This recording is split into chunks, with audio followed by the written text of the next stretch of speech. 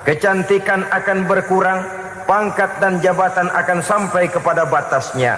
Tetapi agama, keyakinan, nilai-nilai iman, itulah pegangan kita yang kekal dan abadi. Sebab itu dalam surah Ar-Rum ayat ke-21 Allah Subhanahu wa taala menjelaskan, "Wa min ayatihi an khalaqalakum min anfusikum azwajan litaskunu ilaiha wa ja'ala bainakum mawaddatan wa rahmah." Dan di antara tanda-tanda kebesaran Allah, dijadikannya bagimu istri-istrimu dari diri kamu sendiri, litaskunu ilaiha, agar kamu bisa hidup tenang bersamanya, wa ja'ala bainakum mawaddatan wa rahmah, dan dijadikannya di antara kamu rasa cinta dan kasih sayang. Umumnya pernikahan terjadi karena mawaddatan warahmah ini, cinta dan kasih sayang. Atas dua dasar itulah rumah tangga didirikan orang.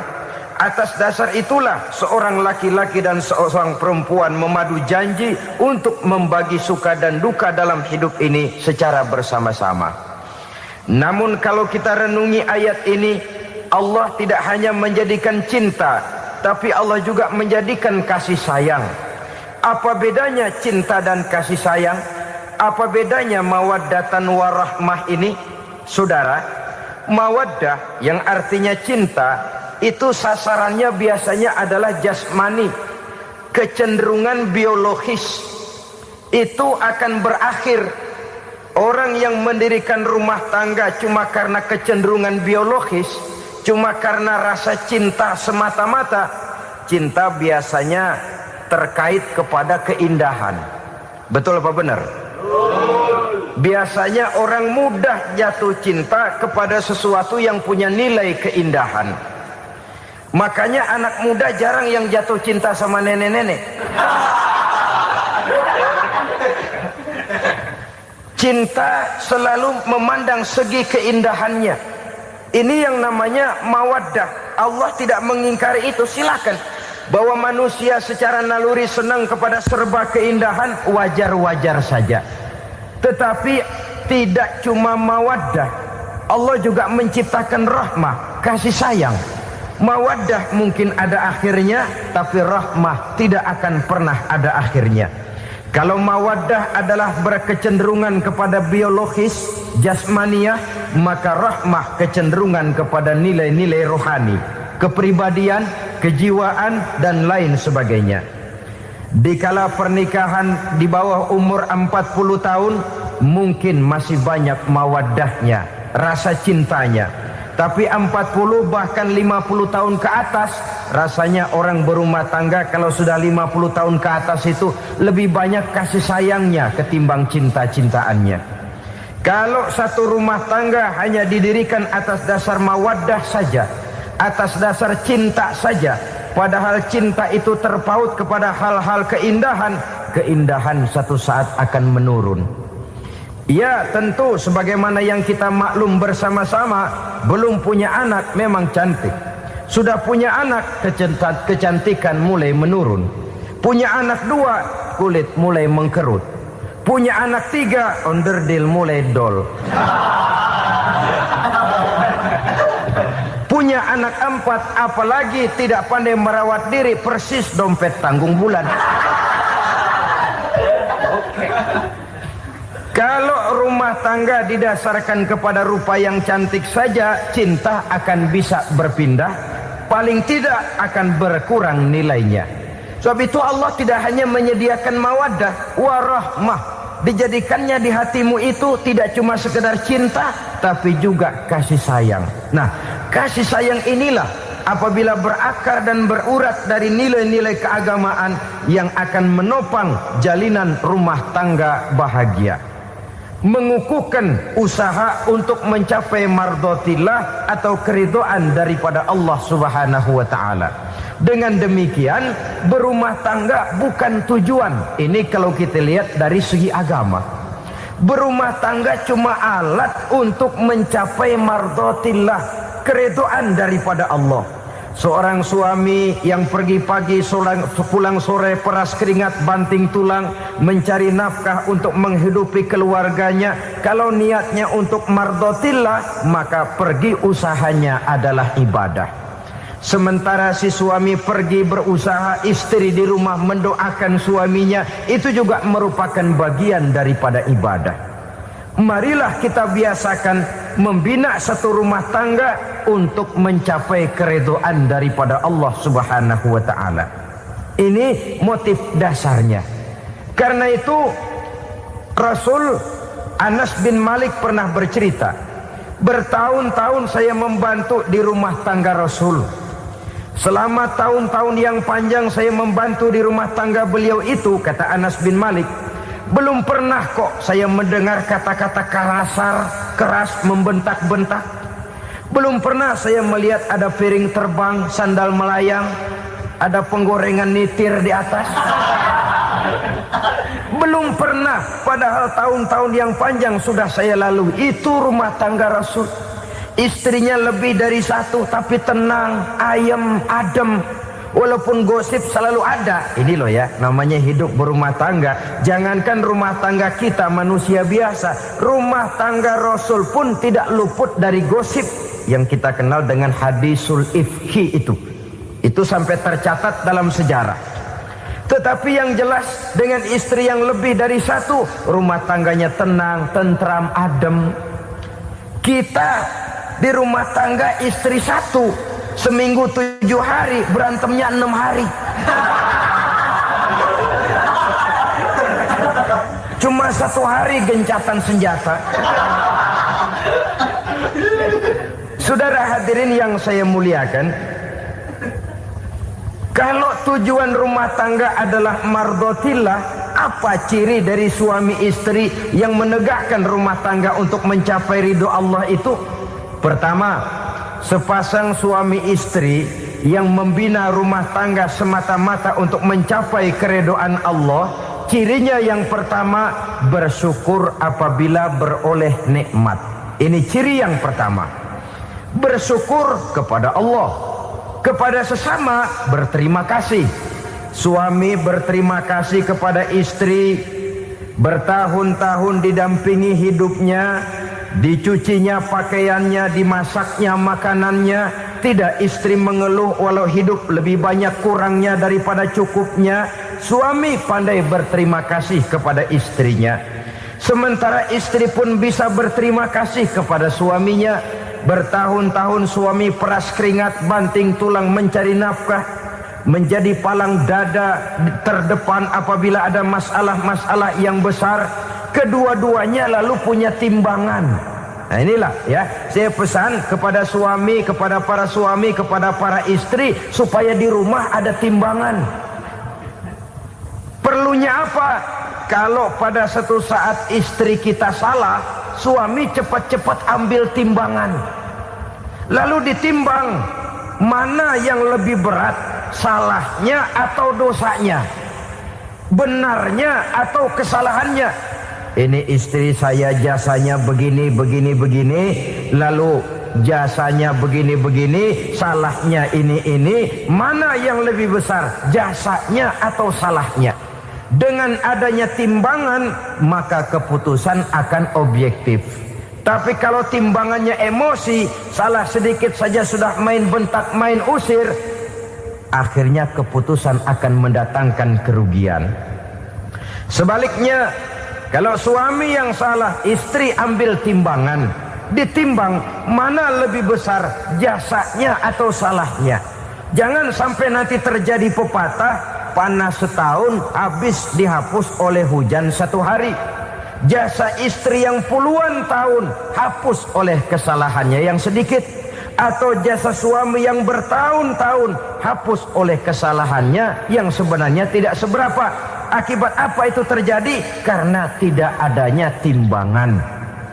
Dari rasa bersyukur dan dari rasa berterima kasih ini, saudara-saudara, akan timbullah sifat saling menghargai. Suami menghargai istri, istri pun menghargai suami.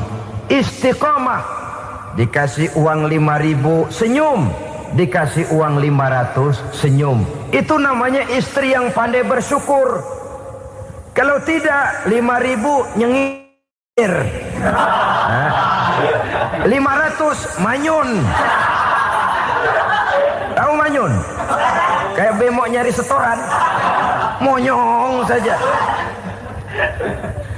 Ada sikap istiqomah di dalam membina kehidupan berumah tangga ini. Lalu mengerti posisi suami, ini termasuk tanda berterima kasih. Suami saya itu kerjanya apa, golongannya apa, gajinya sebulan berapa. Atas dasar itu lalu istri menjadi istri yang tahu diri. Walaupun suami harus menyenangkan istri, istri pun hendaknya nimbang, tahu batas kemampuan suami. Kemauan mungkin tidak terbatas, tapi kemampuan sangat terbatas. Kalau suami pegawai kecil, ya mintalah yang kecil-kecil. Kalau suami pegawai rendah, mintalah yang sesuai dengan kemampuannya. Jangan suami gajinya cuma 50.000 sebulan, istri menuntut minta dibeliin gelang yang kayak pelek becak. Tentu sudah overacting namanya. Saudara hadirin yang saya muliakan, kunci awalnya bersyukur kepada Allah. Kalau sudah bisa berterima kasih kepada manusia, hati ini akan mudah bersyukur kepada Allah. Rumah tangga yang pandai bersyukur, berapapun kecilnya nikmat, bukan kecilnya yang dia lihat, tapi karunia Allah yang dinilai. Sehingga dari rasa berterima kasih kepada manusia akan timbullah rasa syukur kehadirat Allah Subhanahu wa ta'ala. Itu yang sering diistilahkan orang, kalau dia punya mobil, dia berkata alhamdulillah kita punya mobil, tetangga kita cuman punya motor. Kalau dia punya motor, syukur kita punya motor, tetangga kita cuman punya sepeda, kemana-mana kekejek melulu. Kalau dia punya sepeda, alhamdulillah punya sepeda, tetangga kita sebelah nggak punya apa-apa, kemana jalan kaki saja. Kalau dia jalan kaki, alhamdulillah kita masih bisa jalan. Tetangga kita sebelah lumpuh bertahun-tahun nggak kemana-mana. Kalau dia lumpuh, alhamdulillah kita masih hidup. Tetangga kita kemarin mati nggak balik lagi.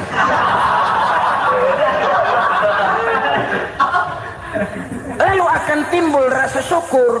Tapi kalau sudah lumpuh ngelihat yang bisa jalan ngelihat yang menaik sepeda, yang punya sepeda lihat yang punya motor lihat yang punya mobil lihat yang punya pesawat. Kapanlah kita ini pandai bersyukur? Sebab kesenangan seperti pelangi, tidak pernah di atas kepala kita, selalu kelihatannya di atas kepala orang lain. Sehingga kalau ngobrol orang sering bilang, lu sih enak lo gue lihat, gue keblangsak amat nih ya. Setiap orang ngomong kepada kita begitu nadanya. Kita yang dilihat enak, sementara kita melihat orang lain enak. Tukang tahu melihat tukang tempe enak, tukang tempe melihat tukang tuak enak, tukang tuak bilang tukang sirsak enak. Enak itu seperti pelangi. Namun kalau kita mau merenungi, tidak pernah Allah berhenti memberikan nikmat kepada kita. Sejak kita bangun tidur sampai kita tidur kembali, bahkan tidur itu sendiri, seluruhnya tidak pernah putus dari nikmat Allah. Bahagia ada di gubuk reot, bahagia ada di rumah mewah, bahagia ada di hati kopral, bahagia ada di hati jenderal, di gunung dan di kota, di hutan belantara dan di desa, di keheningan malam atau di keramaian siang. Kalau kita mau mencari, bahagia selalu ada. Tapi hati yang tidak pandai bersyukur, bagaimanapun banyak kebahagiaan yang meliputi hidupnya, dia tidak akan pernah pandai mensyukurinya. Maka berterima kasihlah kepada istri, berterima kasihlah kepada suami, bersyukurlah kehadirat Allah Subhanahu wa ta'ala. Saya sering mengatakan, sebaliknya seorang suami bagaimanapun kondisi istrinya, kalau itu memang jodohnya, beranilah berkata, istriku adalah Romeoku, istriku adalah Julietku, atau istriku adalah Sri Kandiku. Biarin pengkor ya pengkor, gak ada urusan. Mensyukuri. Kalau tidak mensyukuri, yang timbul lalu sesalan. Kalau sudah sesalan, mudah umpat mengumpat, caci mencaci dalam rumah tangga, lalu terjadilah kegaduhan. Ketenangan sulit kalau sudah tidak ada unsur saling menghargai itu. Lebih celaka lagi kalau sudah mengarah kepada penyesalan. Kata istrinya, bang, gue nyesel kawin sama lu. Suami digituin bikin gede kepalanya. Kalau lu nyesel apalagi gua, makin nyesel. Iya, coba pikir bertahun-tahun kita berumah tangga, memangnya abang bisa beliin apa sama saya? Itu juga gerobok kalau nggak ngeredit, bang. Kalau nggak ngeredit, memangnya kamu bayar kreditan pakai daun pisang? Saudara hadirin yang saya hormati, ini saya tekankan kepada ibu-ibu karena penyakit perempuan umumnya. Pernah Rasul itu pulang Isra Mi'raj cerita, saya pulang Isra Mi'raj diperlihatkan neraka.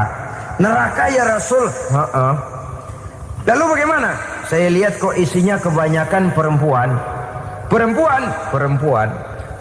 Laki juga tidak sedikit. Cuma kebanyakan kok perempuan. Apa perempuan tidak sholat ya Rasul? Sholat. Tidak puasa? Puasa. Tidak ngaji? Rajinan dia sama suaminya. Tapi kenapa lebih banyak di sana? Rasul berkata, hunna yakfurnal ashir. Penyakit umum dari perempuan tidak pandai berterima kasih kepada suaminya. Ini rupanya penyakit umum dari tahun atu. Saudara hadirin yang saya muliakan, jadi rumah tangga yang didirikan atas dasar mencapai ridho Allah, maka kelihatan dari pasangan suami istri menjadi orang yang pandai bersyukur terhadap nikmat. Bukankah dalam surah Ibrahim ayat 7 Allah berjanji, la in syakartum la azidannakum wa la in kafartum inna azabi lasyadid. Kalau kamu pandai bersyukur, aku tambah nikmatku. Kalau kamu ingkar, tidak mau bersyukur, azabku itu hebat dan pedih. Rumah tangga yang suami istrinya tidak bersyukur disiksa oleh perasaannya sendiri. Tetangganya dapat nikmat, dia yang meriang. Tetangganya dapat kesenangan, dia yang sakit hati. Dia tidak melihat nikmat yang diberikan kepadanya. Nikmat yang orang lain punya aja yang diincar. Nikmat orang lain aja dihitung-hitung. Tangga kita, si Ano baru habis beli yang sebelah belilir habis beli kukusan. Cuma sekedar kukusan saja. Orang lain beli apa-apa jadi bahan diskusi di rumahnya. Orang lain saja yang diusut.